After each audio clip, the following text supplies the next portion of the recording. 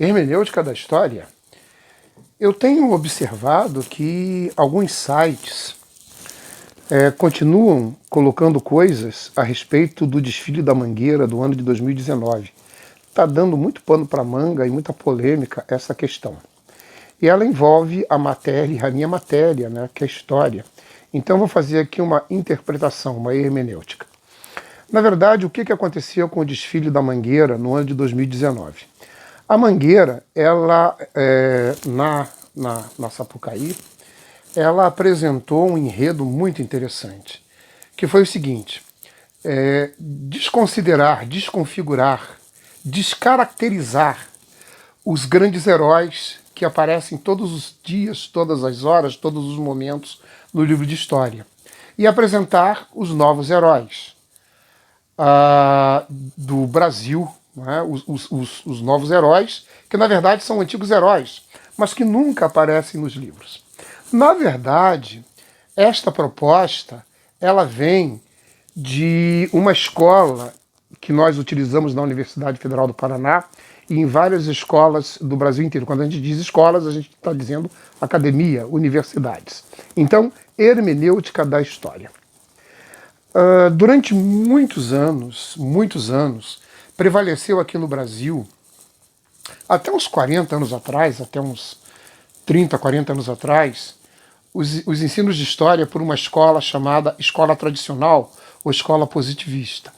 Essa escola se interessava ou se interessou somente em traduzir a história dos exploradores, a história dos ricos, a história dos grandes burgueses, a história dos homens que comandavam, não é? Então, essas pessoas começaram a ser vistas na história como heróis, como grandes heróis. É a história do homem que tem grana, era o homem que morava em palacetes, era a história do fazendeiro, enfim. Toda a história era contada na visão do grande, do poderoso, do rico. Então, colocava-se o herói, uma data, um fato histórico e um local. Então, Dom Pedro I proclamou a independência do Brasil no dia 7 de setembro de 1822, às margens do Riacho Ipiranga. Pronto. O aluno de história só tinha que saber isso, o professor só tinha que saber isso. Muito bem.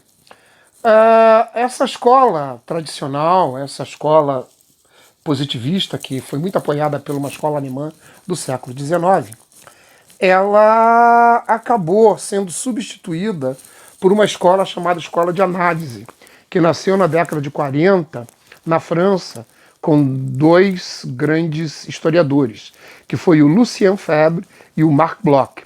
Quando Marc Bloch escreveu O que é História, e o Lucien Febvre escreveu Combat pour l'Histoire, quer dizer, Combates pela História.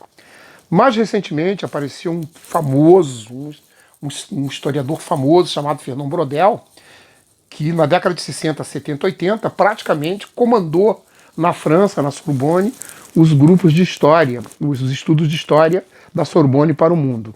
E aí se deu uma nova visão, essa escola deu uma nova visão na história. A história passou a ser retratada não somente com fatos, mas com conjunturas e estruturas. Para você entender um fato histórico, para você entender um momento histórico, você precisa estudar as causas, todos os fatos relacionados a essas causas e as consequências. Um conjunto de 10, 15, 20, 30, 40 anos. Então isso seria uma conjuntura histórica. Ou estudar uma estrutura histórica. Tá? Ou seja, vou aqui dar um exemplo de uma conjuntura histórica e de uma estrutura histórica. A estrutura histórica, 50 anos, 60 anos, 100 anos. Primeira Guerra Mundial é uma conjuntura histórica. Você tem que saber todas as causas que vão levar à Primeira Grande Guerra Mundial, todos os fatos relacionados à Primeira Guerra Mundial e todas as consequências da Primeira Guerra Mundial. Mas a Primeira Guerra Mundial ela está dentro de uma estrutura histórica, que começa com o imperialismo no século XIX, com a Revolução Industrial, no século XVIII, com o imperialismo no século XIX. Aí vem todas as causas remotas da Primeira Grande Guerra Mundial na bela época, que é 1870 até 1914, depois vem a Primeira Grande Guerra Mundial, depois vem o período entre guerras, a Segunda Guerra e a Guerra Fria. Tudo isso é uma estrutura histórica. Então, na faculdade, nas universidades hoje, se estuda assim. Tá? Então, essa foi uma característica da escola de análise. Outra característica da escola de análise é que todas as pessoas passam a ser agentes da história. Ou seja, não se baseia somente em documentos históricos, fatos históricos, mas todas as pessoas que participam do fato histórico, da conjuntura histórica, da estrutura histórica, acabam se tornando também uma fonte histórica. Nós somos os próprios agentes da história.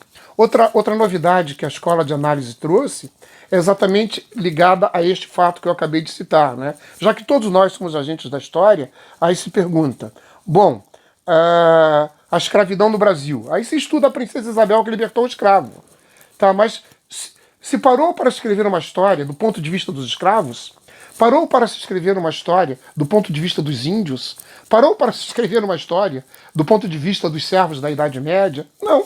A história sempre foi retratada com o pensamento dos senhores de engenho no Brasil, dos bandeirantes, caçadores dos índios, dos portugueses que chegavam no Brasil. Nunca se contou a história através daqueles que eram explorados, através daqueles, por exemplo, quem construiu,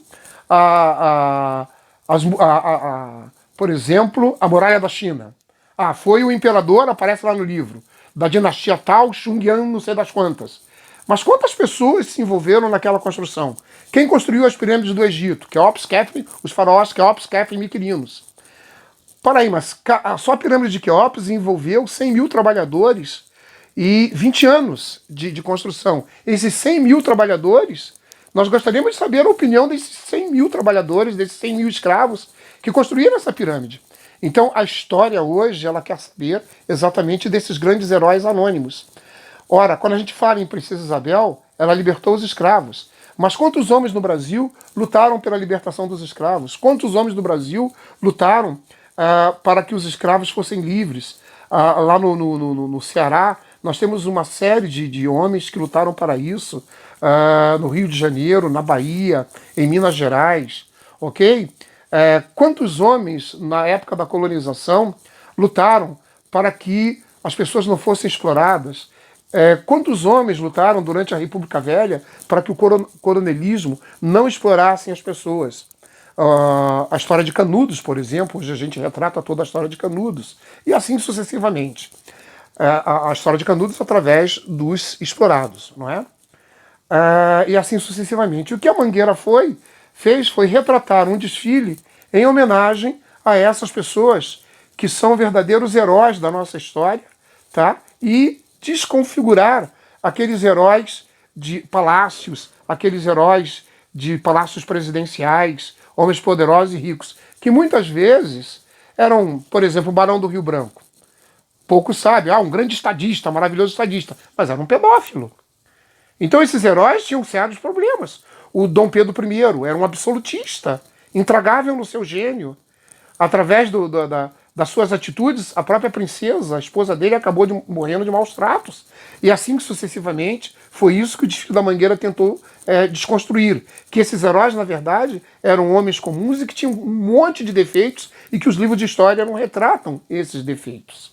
Então, aqui fica essa hermenêutica da história. Então, se você ouvir falar em desconsiderar o Desfile da Mangueira, etc. e tal, tá? Inclusive o Desfile da Mangueira elogiou aquela vereadora do Rio de Janeiro que foi assassinada de uma maneira violenta e agressiva, tá? A Marielle.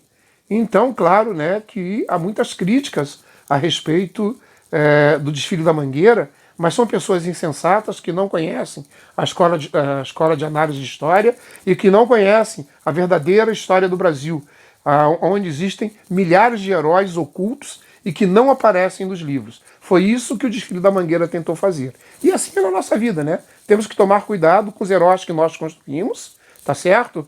E assim também é dentro da nossa igreja. Nós temos que tomar cuidado com os heróis que nós construímos dentro da nossa igreja.